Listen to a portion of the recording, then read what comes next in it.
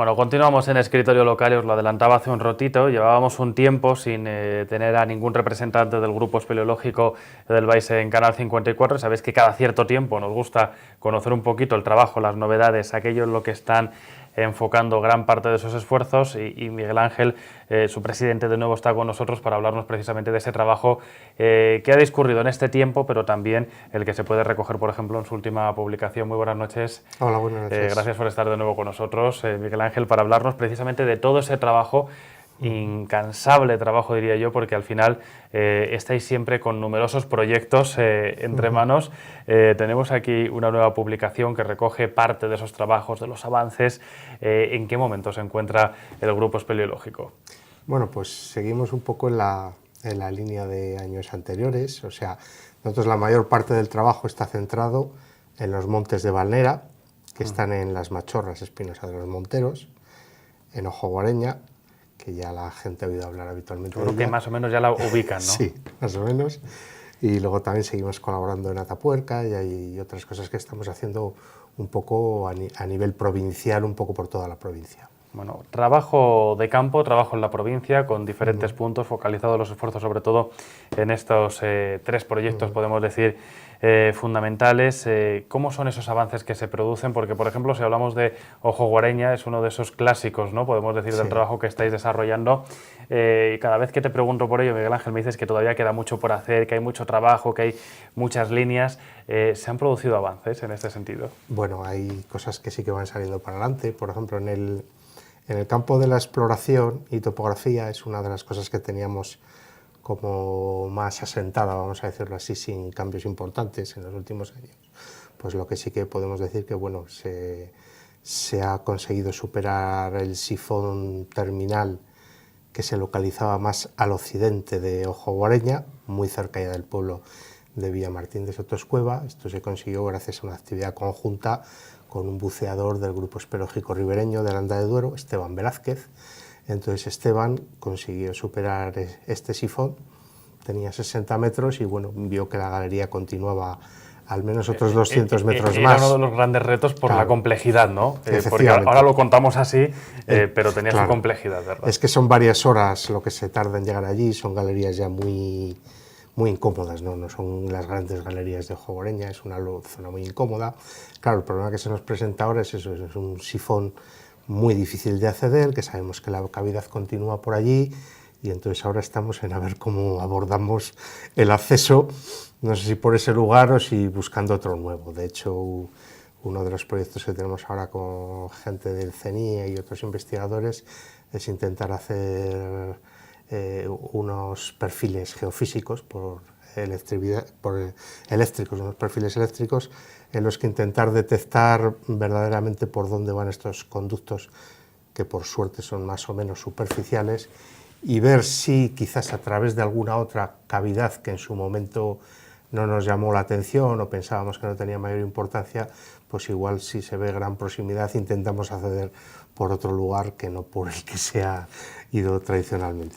Sigue sorprendiendo todo lo que tiene que ver con Ojo Guareña, todos esos avances que se van produciendo, porque al final, yo insisto, lo contamos de una forma rápida, sí. Esto tiene mucho de estudio, mucho de trabajo detrás, porque hay que ponerse, hay que llegar, hay que localizar a las personas adecuadas que puedan seguir investigando.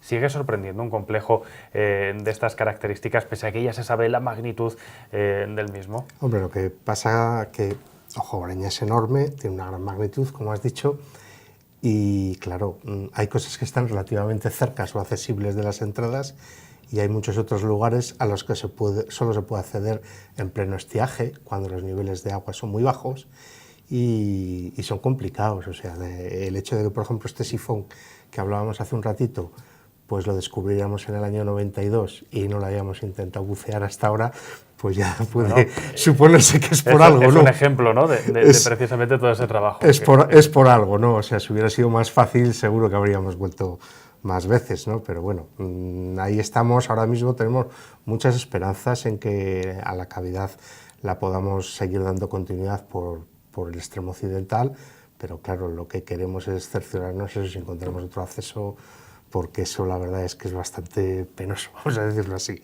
Igual cuando eres muy joven, que ya no es mi caso, pues bueno, te machacas un poco, sales con agujetas y a la semana siguiente estás volviendo a entrar, pero la verdad que hay que pensárselo, hay que ¿no? pensárselo, sí, hay que pensárselo. ¿Y cómo son esas colaboraciones, Miguel Ángel? Porque hemos hablado en otras ocasiones que al final el Grupo Espeleológico trabaja con instituciones más que consagradas y de relevancia. Sí. Además, en este caso, hablando del CENIE, por ejemplo, ¿cómo son esas colaboraciones en las que al final el grupo figura como un papel clave, ¿no? Dentro de los proyectos y dentro de esos avances? Porque no todo el mundo está dispuesto a adentrarse allá donde vosotros sí que lo hacéis. Bueno, lo que pasa es que en el caso del CENIE pues hay compañeros nuestros que están trabajando en el CENIE, como Ana Isabel Artega, Alfonso Benito, ¿no? Y por eso desde hace ya muchos años desarrollamos en común muchos proyectos en colaboración, sobre todo en Atapuerca, pero también en Ojo Guareña, ¿no? Entonces, un poquito por ahí, por esas líneas en común que venimos trabajando hace tiempo, pues es por lo que de vez en cuando salen estas iniciativas. Bueno, pues ahora podríamos hacer esto, ya que he citado a Alfonso, pues bueno, con Alfonso Benito también estamos colaborando en otro proyecto de cara al Ayuntamiento de la Junta de Castilla y León, del que ya hemos hablado algunas veces, que es eso que están produciendo las riadas del Guareña en estos últimos años, que rescaban galerías que estaban completamente obstruidas por sedimentos, es decir, que no se conocían, y aparecen galerías de 6 y 8 metros de diámetro completamente nuevas, pero todo ese sedimento que se ha llevado de allí, claro, lo deja en otros sitios, obstruyendo otras que sí que conocíamos, estaban cartografiadas. Por esa parte la cueva sigue viva, ¿no? Para nosotros es que es un reto, porque es muy bonito. O sea, lo que no es habitual es que unos sectores de una cavidad te vayan cambiando con esa rapidez de un año a otro, ¿no? Entonces, en esa parte, la parte de la exploración es muy bonita, sigue viva, y como te decía, es otro de los proyectos que estamos, en este caso con Alfonso, que lleva un escáner 3D y conseguimos hacer de forma mucho más rápido la comparativa. Uno siempre se sigue sorprendiendo al final, ¿no? De cómo los tiempos cambian para todos, ¿no? Ya que mencionas Atapuerca, Miguel Ángel, yo sé que trabajáis también de una manera permanente, ¿no?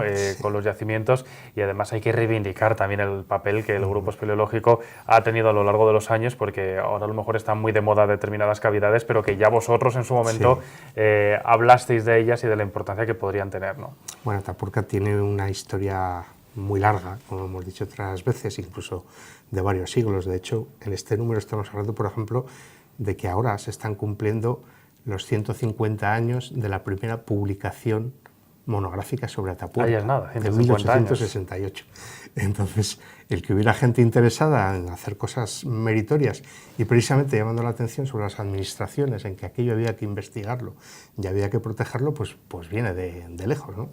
Entonces, nuestro grupo, los fundadores del grupo, empezaron allí en 1954, ¿no? Entonces, en los años 50, pues ya estuvieron explorando la zona, estuvieron haciendo sus pinitos con topografías en aquella época, y su primer gran descubrimiento fue en el año 1962, que es cuando encontraron fósiles en la trinchera del ferrocarril. Lo que hoy se llaman los yacimientos de galería o grandolina, durante muchos años simplemente se conocía como el yacimiento trinchera de Atapuerca. Entonces, ese yacimiento primero le descubrieron miembros de nuestro grupo, primero se hicieron prospecciones con el director del Museo de Burgos, posteriormente se estuvo en diversas excavaciones con Francisco Jornal, que era catedrático de la Universidad de Salamanca, con otro profesor americano, Geoffrey Clark, con el profesor Apellaniz, entonces Trinidad de Torres, con el que aparecieron los primeros restos humanos en la cima de los huesos. Y luego llegó el proyecto de Emiliano Aguirre, que precisamente también se cumplen 40 años ahora, en 1978. Y bueno, nosotros nos incorporamos con normalidad al proyecto de Emiliano, entre otras cosas porque él así nos lo pidió. Entonces, de alguna manera hemos sido un poquito la continuidad entre algunos de esos proyectos previos y el proyecto de Emiliano, que luego siguen los tres codirectores actuales, Arzuaga, Bermúdez de Castro y Carbonell, y bueno, ahí seguimos con ellos haciendo algunas cosas. Hoy el proyecto no tiene nada que ver, por supuesto, con lo que era ni hace 40 años ni hace 50, ¿no? El proyecto tiene una dimensión internacional y en el ámbito científico reconocido en todo el mundo, pero bueno, nosotros formamos ahí, como suelo decir yo, que somos un pequeño eslabón dentro un granito de arena de esa enorme cadena de gente, de investigadores y de actividades que se hacen en Atapuerca, pero bueno, ahí seguimos un poquito con el orgullo de que nuestro colectivo está ahí desde hace ya más de 50 años, vamos. Bueno, que se dice pronto, ¿no? Miguel Ángel, nueva publicación de Cubía, el boletín informativo del Grupo Espeleológico, y una portada yo creo que llama muchísimo la atención. No sé si la gente la puede ver en estos momentos en sus casas, pero cuéntanos un poquito por qué habéis elegido esta imagen. Efectivamente, hemos hablado un poco de Jogreña, hemos hablado un poco de Atapuerca. Nuestra otra gran zona son los Montes de Valnera, que también llevamos en ellos desde el año 1975, o sea que ya también ha llovido y sobre todo nevado, ¿no? Entonces, es una zona que llevamos muchos años enfrascados con el intento de publicarla. Creemos que para el año que viene pues, tendremos ya por fin la publicación de esta zona. Estamos hablando de unas 700 cavidades. Ahí es nada, ¿no? Es que, claro, cada vez que hablamos con Miguel Ángel, entonces, hay que detenerse a pensar realmente en la magnitud de todos estos proyectos que están a la vez operativos, ¿no? O sea, el problema de que esto se nos esté demorando tanto es doble. O sea, por uno, que es enorme, es una zona enorme, de una gran complejidad, y por otro lado que van pasando tantos años que incluso, claro, dentro de nuestro colectivo va pasando gente, unos lo van dejando por unos motivos o por otros, se van incorporando otros, y entonces eso también es difícil, ¿no? Bueno, entonces dentro de estos trabajos, hace ya 3 años que iniciamos con un estudio paleoclimático. Nosotros no dirigimos el estudio paleoclimático, nosotros llevábamos ya colaborando con un proyecto internacional que dirige el profesor Martín Chivelet de la Universidad Complutense de Madrid, y en el que está el Centro de Investigaciones Ecológicas y Medioambientales de Madrid también, con María Jesús Turrero. Entonces, este proyecto lo estábamos realizando en Ojovareña y en Atapuerca, precisamente sobre el estudio de estalagmitas y de las aguas de precipitación. Entonces, como se estaba centrando en el clima en los últimos milenios, pues precisamente se nos ocurrió hace tiempo de, bueno, el caso es que muchas de estas torcas de los Montes del Somo conservan en sus grandes pozos que están abiertos directamente al exterior, conservan acumulaciones de hielo a veces inmensas, ¿no? Y se nos ocurrió pues, que tal vez en ese proyecto se podría incorporar esta nueva vía, ¿no? De hecho, en España había un equipo trabajando en los Pirineos y había otro equipo trabajando en los picos de Europa.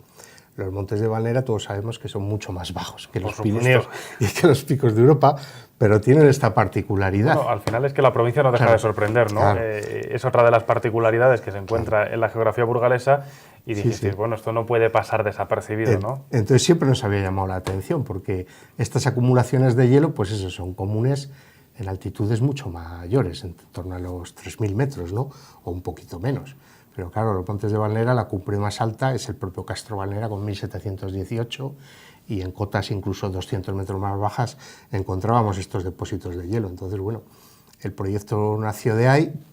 Estuvimos durante 2 años haciendo recogidas de muestras en 2015 y 2016 en la Torca de la Grajera, que creo que hemos hablado alguna vez de ella. Entonces, aquí de hecho también viene un artículo en el que se habla de los primeros resultados de la Torca de la Grajera, que bueno, pues están dando que este hielo proviene de la pequeña edad del hielo, que es un periodo muy frío que asoló Europa entre finales del siglo XIV y principios del XIX. Ahí es nada, porque claro, Miguel Ángel lo cuenta como algo ya a lo que está acostumbrado, pero estamos hablando de un hielo que tiene siglos. Exactamente. En este caso. Entonces sí que es un poquito sorprendente. Bueno, más nos hubiera gustado que hubiera sido la última glaciación, ¿no? Pero bueno, lo que en cierto modo está demostrando, porque es lo que ya se empezaba a conocer en estas otras grandes cordilleras, que probablemente los grandes hielos de la última glaciación habían desaparecido casi por completo, pero en esta época fría que hemos hablado antes, la pequeña edad del hielo, pues en las grandes montañas se volvieron a formar acumulaciones y en el interior de las cuevas se conservan. Bueno, pues esos fueron los 2 primeros años en la Torca la Grajera, donde se conocían un cono de hielo en el fondo de más de 21 metros de altura, que por desgracia está decreciendo con una rapidez inaudita, y el año pasado nos fuimos a la Torca Lalén, la que viene en la portada, que es una torca de diámetro más pequeño de boca, pero que su cono de hielo tiene más de 30 metros. Solo tenemos un problema, que los 10-15 primeros metros son más o menos accesibles, o sea que puede entrar un espeleólogo y puede entrar para muestrear perfectamente con equipamiento, pero de momento, como se puede ver en la imagen, los 20 metros más profundos difícilmente entra el espeleólogo casi tocando la espalda con la pared y el pecho con el hielo, pero lo que no puedes meter es ningún artilugio para muestrear. Entonces, de momento nos hemos quedado en el muestreo de estos 10 metros superiores y bueno, todavía no tenemos fechas, suponemos que puedan ser similares a las que nos está ocurriendo en la que está enfrente, en la Torca de la Grajera, pero bueno, ahí sí que se nos abren las expectativas de que si sigue menguando el hielo, es una característica a nivel nacional o europea incluso, ¿no? Si sigue menguando el hielo, pues podremos coger seguramente de niveles más profundos. Se podrá ir descendiendo, ¿no? Y ver en la base hasta dónde está. O sea, es un proyecto bonito también. Un proyecto bonito, llamativo y además impresionante, ¿no? La fotografía ya dice mucho. Miguel Ángel, ¿cómo se presenta este año 2018, lo que queda todavía de este año? Porque hay mucho trabajo ya realizado, mucho trabajo que se recoge dentro de este boletín, pero sé que siempre estáis pensando en lo que hay que hacer durante los próximos meses. ¿Qué es lo más cercano que tenéis planificado? Bueno, pues aparte de continuar con esto que estamos hablando, que no es poco, hay otra actividad con la que llevamos centrados también un par de años, que es con la revisión de las cavidades arqueológicas de toda la provincia de Burgos, que eso lo dirige Ana Isabel Ortega, que es arqueóloga, y es un proyecto encargado por la Junta de Castilla y León.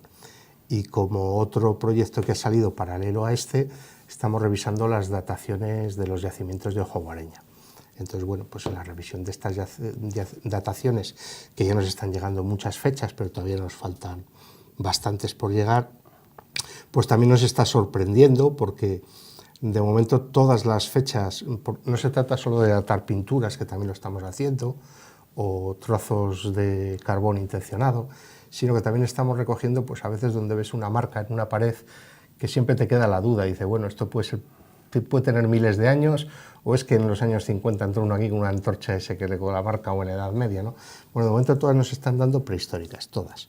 Entonces nos está dando como una continuidad bastante mayor de lo que pensábamos, o sea, en un espectro de aproximadamente 1,5 kilómetros desde la entrada principal de Palomera, prácticamente en todos los sitios estamos recogiendo datos, muestras, y las dataciones que nos están llegando de momento se nos están concentrando como en 3 momentos fundamentales, en torno a 11.000 años, que es el final del Paleolítico. Nos están dando también dataciones bastantes entre 8.000 y entre 7.000, podría ser otro momento ahí intermedio, que es un momento muy, muy raro de detectar ocupaciones en cuevas, y luego ya la mayoría nos están viniendo en los momentos neolíticos de la Edad del Bronce, que iríamos entre 5.000 y 3.000 años de antigüedad más o menos. Pero lo importante ya no son solo los periodos o los momentos en sí, sino que prácticamente es eso, casi toda la cueva estamos viendo evidencias que antes muchas veces te pasaban casi desapercibidas, porque evidentemente te fijabas un poco en lo más llamativo, lo que más era notorio, ¿no? En cualquier caso, sigue sorprendiendo, sí. La provincia sigue demostrando que ha habido actividad durante muchísimos años, ¿no? Y que al final siempre tienen muchos secretos que desvelar los amigos aquí del grupo espeleológico del Baix. Miguel Ángel, ha sido un placer compartir este ratito. Siempre me sabe a poco porque sé que se podría hablar muchísimo. Dentro del boletín vienen muchísimos datos curiosos, llamativos, muchísimas fotografías. Enhorabuena por todo ese trabajo que estáis realizando y espero que cuando nos veamos dentro de unos meses me puedas decir que se sigue avanzando en todos estos trabajos y que hay algún proyecto nuevo que siempre sé que tenéis entre manos. Muchísimas gracias. Gracias a vosotros. Nosotros continuamos.